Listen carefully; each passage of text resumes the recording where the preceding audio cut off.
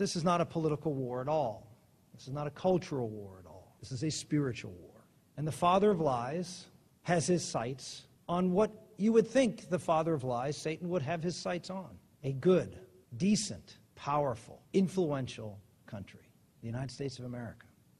If you were Satan, who would you attack in this day and age? There is no one else to go after other than the United States. And that's been the case for now almost 200 years, once Americans' preeminence was sown by our great founding fathers. He didn't have much success in the early days. Our foundation was very strong, in fact, is very strong.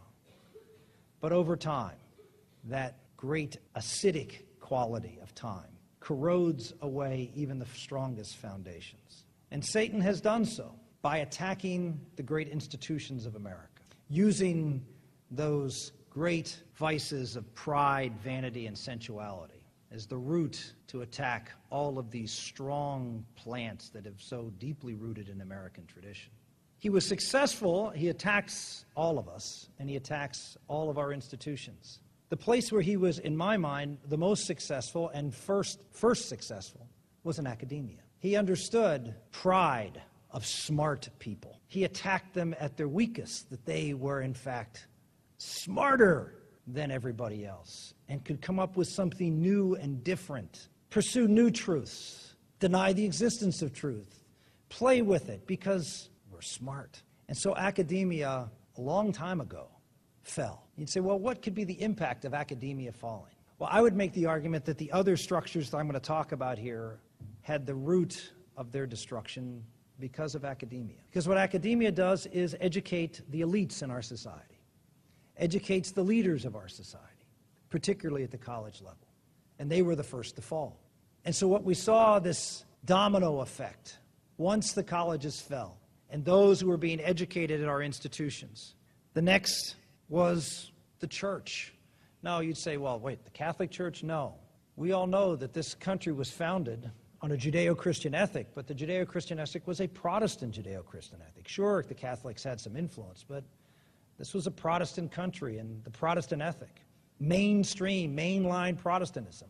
And of course, we look at the shape of mainline Protestantism in this country, and it is a shambles. It is gone from the world of Christianity as I see it. And so they attacked mainline Protestantism, they attacked the church, and what better way to go after smart people who are also believe they're pious, and to use both vanity and pride to go after the church. After that, you start destroying the church and you start destroying academia. The culture is where their next success was.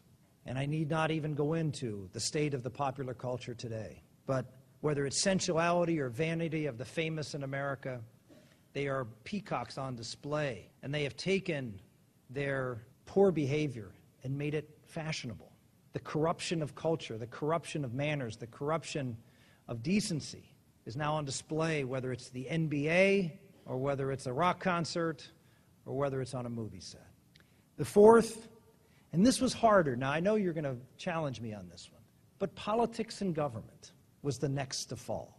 You say, well, you would think they would be the first to fall, as fallible as we are in politics. But people in political life get elected by ordinary folks from lots of places all over the country where the foundations of this country are still strong.